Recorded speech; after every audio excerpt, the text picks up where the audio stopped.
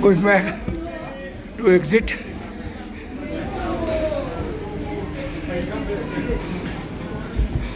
शायद बारिश के कारण वो लोग करते होंगे, पानी गिरता होगा ना इसलिए करते होंगे।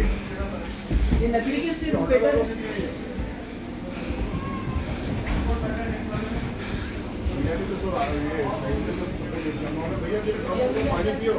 पानी पियो भैया, कम बोलो।